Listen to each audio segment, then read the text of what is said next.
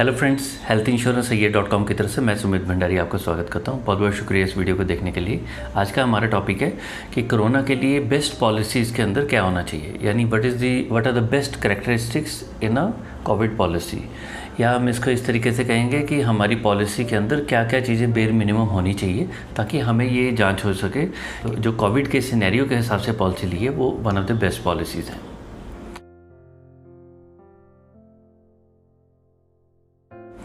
देखिए, जहाँ पे कोरोना का एक सिनेरियो चल रहा है उसके अंदर सबसे बड़ी प्रॉब्लम है कि ज़्यादातर लोगों को जो ये इन्फेक्शन हो रहा है उनको इसके सिम्टम्स ही नहीं आ रहे हैं, लक्षण नहीं है, असिम्प्टोमेटिक बोल देते हैं जिनको। अब ऐसे केस में वो पर्सन जब अपने घर जाएंगे, हो सकता है घर में किसी भी पर्सन, चाहे उनके घर में बुजुर्ग हैं या कोई भी पर्सन जिसकी इम्यूनिटी कम है, तो उसका इन्फेक्शन होने के चांसेस हैं।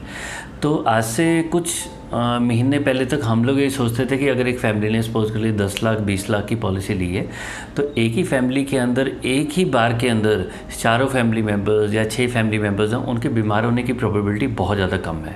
आज कोरोना की वजह से ऐसा एक प्रॉब्लम आ गई है कि घर के अंदर सारे के सारे फैमिली मेम्बर्स को इन्फेक्शन हो सकता है। अब जितना किसी फैमिली मेम्बर्स की इम्यूनिटी कम है, जैसा उसका हेल्थ कंडीशन है या कोई ना कोई प्री एग्जिस्टिंग प्रॉब्लम है, तो उनकी हॉस्पिटलाइजेशन की पॉलिसी बढ़ जाती है।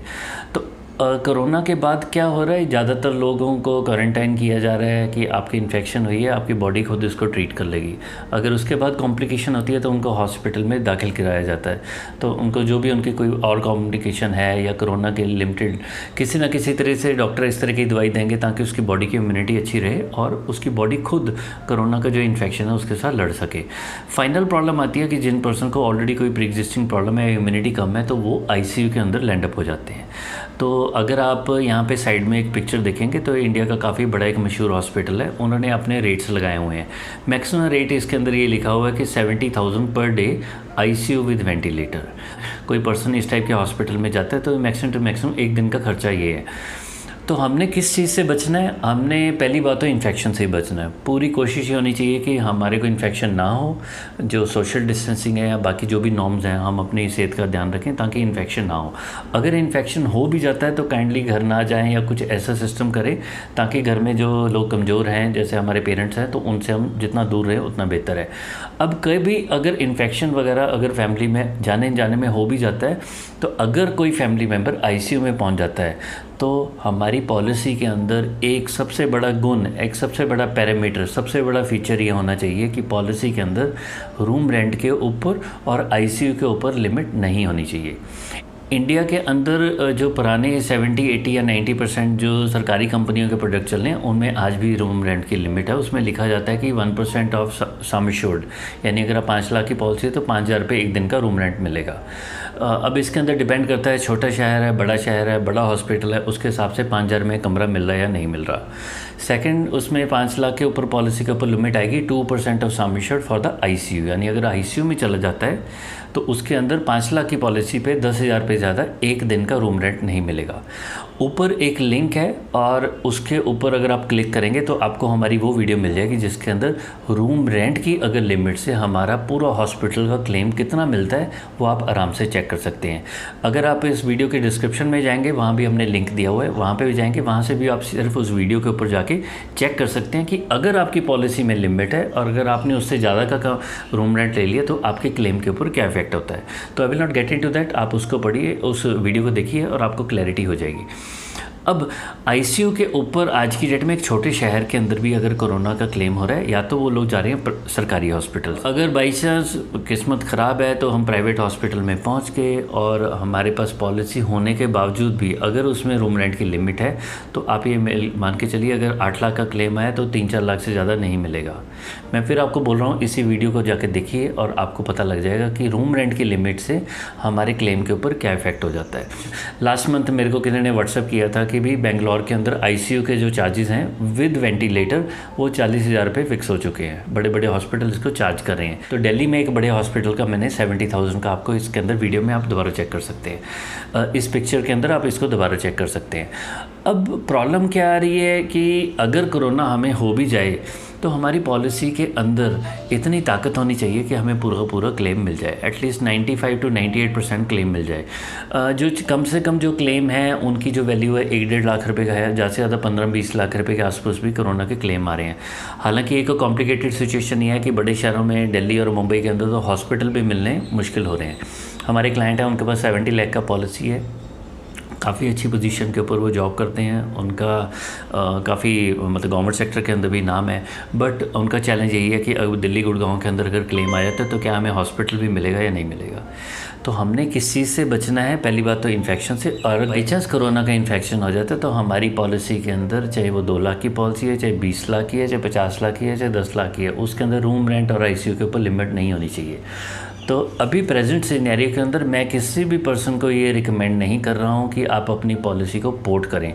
Portability is not a good step at this moment. कोशिश करें, अवॉइड कर सकते हैं। हाँ, अगर आपकी पॉलिसी में कमी है, कोई रूम रेंट की लिमिट है, तब आप उसके बारे में सोचिए, या आपकी पॉलिसी बहुत ज़्यादा महंगी हो गई है, जब बजट से बाहर चली जाएगी फिर तो हमें पोर्टेबिलिटी करनी पड़ेगी। तो ऐसी सिचुएशन में अगर हम एक बड़े हॉस्पिटल में चले जाते हैं तो एटलीस्ट हमारी पॉलिसी के अंदर चाहे क्लेम 1 लाख का है, चाहे 5 लाख का है, चाहे 10 लाख का है, तो रूम रेंट की लिमिट ना होने की वजह से आपको पूरा क्लेम मिलने की प्रोबेबिलिटी बढ़ जाती है। तो अपनी पॉलिसी को चेक करें, अगर आपकी पॉलिसी में रूम रेंट की लिमिट है, पोर्टेबिलिटी का आपका मन कर रहा है, तो काइंडली आप उसको शिफ्ट कर सकते हैं। आज इंडिया के अंदर 2 लाख रुपए से लेके पॉलिसीज़ अवेलेबल हैं जिनमें ना रूम रेंट की लिमिट है और ना ICU के ऊपर लिमिट है।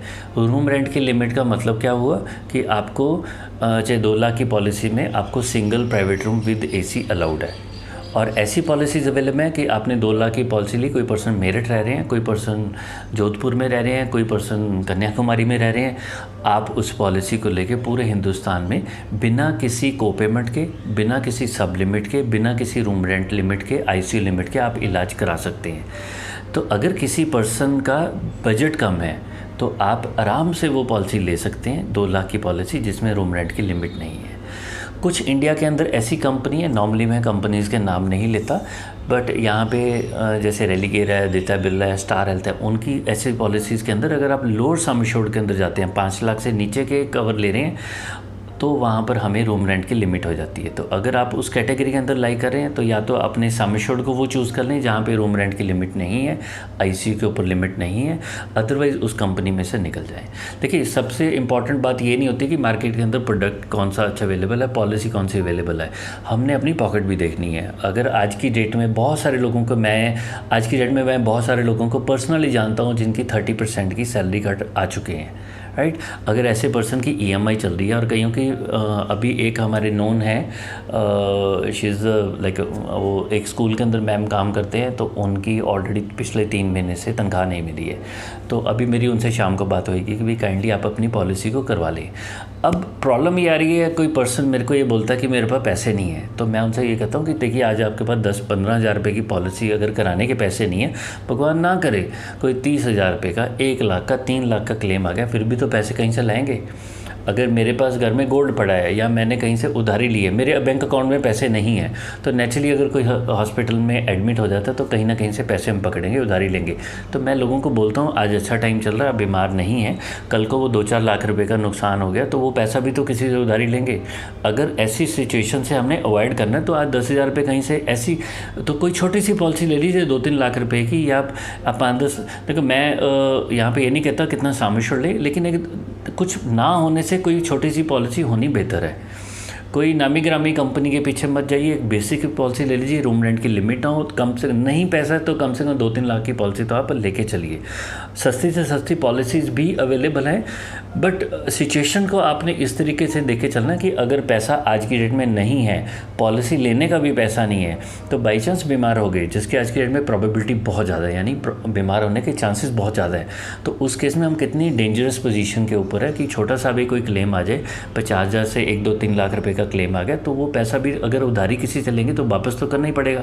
इससे अच्छा 10-15 हज़ार रुपये, 6,000 रुपये, जो भी आपको लग रहा है आपकी पॉलिसी अवेलेबल है, आप किसी से उधारी लेके पॉलिसी ले लीजिए। आप एक गोल्ड की चेन आपके पास, वो नहीं कुछ काम कर रही, कोई आपको रिटर्न नहीं दे रही, उसको आप किसी फाइनेंस कंपनी के अंदर, बैंक के अंदर 10,000 रुपये, उसको 10,000 के ऊपर आप उसके ऊपर लोन ले सकते हैं।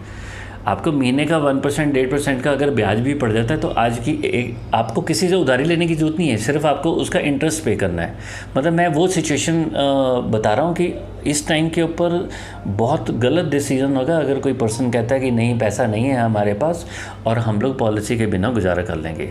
मेरी सब लोगों से हाथ जोड़ के रिक्वेस्ट है, मैं ये नहीं कहता हमसे पॉलिसी बाय करें, एक छोटी सी पॉलिसी आपके पास होनी ही चाहिए, राइट। तो एक पॉलिसी हो, पॉलिसी के अंदर 2 फीचर होने चाहिए। नंबर 1, किसी तरीके की कोई लिमिट ना हो, रूम रेंट की, आईसीयू की लिमिट ना हो।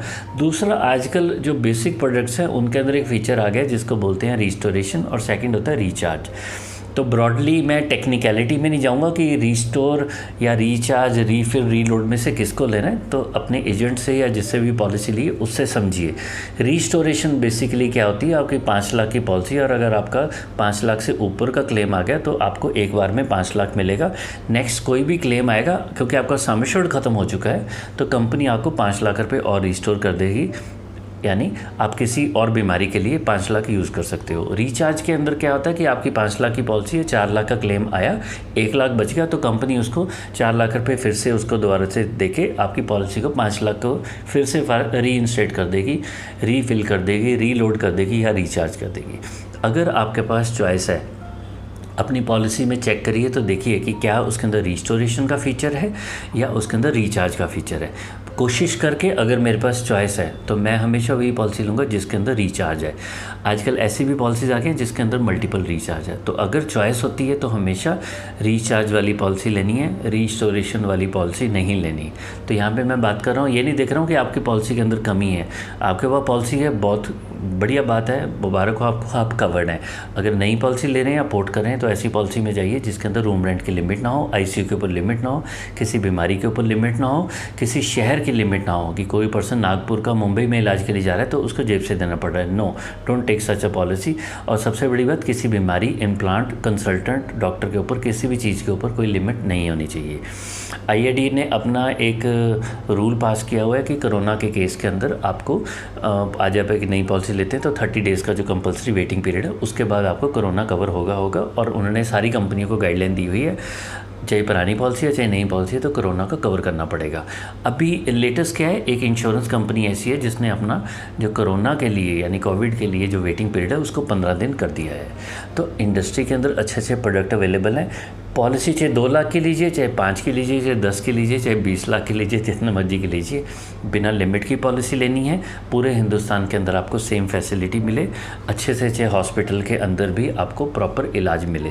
ज़्यादा इस चीज़ के चक्कर में मत पड़िए कि इन हाउस है, टीपी है, ये एक बेकार का टॉपिक होता है। अगर आपको उसके बारे में अच्छे से जानकारी लेनी है तो ऊपर एक वीडियो का मैंने लिंक डाला है, उसके अंदर भी आप देख सकते हैं।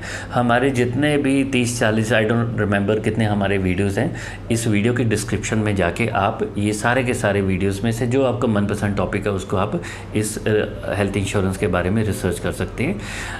यहाँ पे मैं आपको कंसल्टेशन की बात नहीं कर रहा हूँ, लेकिन कोशिश करिए जब आपने एक पॉलिसी लेनी है तो अपना एक आधारभूत स्ट्रक्चर बना के रखिए कि कम से कम मेरी पॉलिसी के अंदर कोरोना के केसेस में अगर मेरे पास 10,000 रुपये का बजट है, फैमिली में हस्बैंड वाइफ 2 बच्चे हैं, बड़े शहर में रह रहे हैं, तो कोशिश करिए कम से कम 5 लाख का कवर तो लेके चढ़िए। कैपेसिटी है तो मिनिमम आज की डेट में सामिश्योर 10 लाख रुपये हिंदुस्तान में। अगर आप शहर से दूर रह रहे हैं तो ये मत सोचिए कि छोटे शहर के अंदर इलाज कम है, कई बार बड़ी बीमारी के लिए इलाज के लिए हमें बड़े शहर जाना पड़ता है। अगर आपकी कैपेसिटी है तो कम से कम 10 लाख का कवर लेके चलिए। रिस्टोरेशन रिचार्ज में से ऑप्शन है तो रिचार्ज लेके चलिए। नहीं आपकी पॉलिसी में रिस्टोरेशन रिचार्ज तो कोई बात नहीं, कोई चिंता की बात नहीं है। जरूरी नहीं है कि यही पॉलिसी लेनी है, कोई भी पॉलिसी ली जाएगी, मेरी जेब में जितना पैसा है मैं अपनी कैपेसिटी के हिसाब से ही लूँगा। तो जब आपने आपकी एग्जिस्टिंग पॉलिसी है या नई पॉलिसी है उसके अंदर इस तरीके से जजमेंट करिए। फिर मैं वही बात रिपीट कर रहा हूँ, किसी तरीके की रूम रेंट की लिमिट नहीं होनी चाहिए, किसी शहर की लिमिट नहीं होनी चाहिए। और अगर रिस्टोरेशन रिचार्ज है, इन चीज़ों के ऊपर ही आपने फोकस करना है कि रिचार्ज लीजिए। आपकी पॉलिसी में एनुअल हेल्थ चेकअप नहीं है, ओपीडी का बेनिफिट नहीं है, प्री एग्जिस्टिंग 3 साल 4 साल 2 साल के बाद कवर है, इसके पीछे फोकस मत करिए। जितनी पॉलिसी के अंदर ज़्यादा फीचर होंगे उतनी ही पॉलिसी महंगी होगी। आपका एक फ़िक्स बजट है, कोशिश करिए आपका बजट अगर 15,000 रुपये है वो पॉलिसी हिंदुस्तान में लीजिए जिसके अंदर कोई लिमिट नहीं है, जो आपको सबसे ज़्यादा सम एश्योर्ड दे रहा है, राइट। ये एक बड़ा बेसिक सा क्राइटेरिया है। पॉलिसी जब भी आपने बाय करनी है, एक चीज़ याद रखिए, पॉलिसी चाहे दोस्त से ले रहे हैं, रिश्तेदार से ले रहे हैं, चाहे ऑनलाइन ले रहे हैं, जहाँ मर्जी से लीजिए, आपकी मर्जी है, पॉलिसी लीजिए। पॉलिसी का प्रपोजल फॉर्म आपने अपने हाथ से भर के देना है। प्रपोजल फॉर्म भरेंगे तो आपको ये पता लगेगा कि आपने क्या प्रश्न के आंसर क्या दिए हैं। आंसर देने से पहले आपको ये पता होगा मेरे से प्रश्न क्या पूछे जा रहे हैं। मेडिकल लाइन के अंदर जब मैंने हेल्थ इंश्योरेंस लाइन में आया था तो मैं सोचा था मैं कहाँ फंस गया हूँ, मेरे को इतनी मेडिकल टर्म्स को सीखना पड़ेगा। तो I am an engineer by qualification, मेरे को भी उन चीज़ों को समझने में मुश्किल आई थी क्योंकि मैं मेडिकल फील्ड से नहीं हूँ।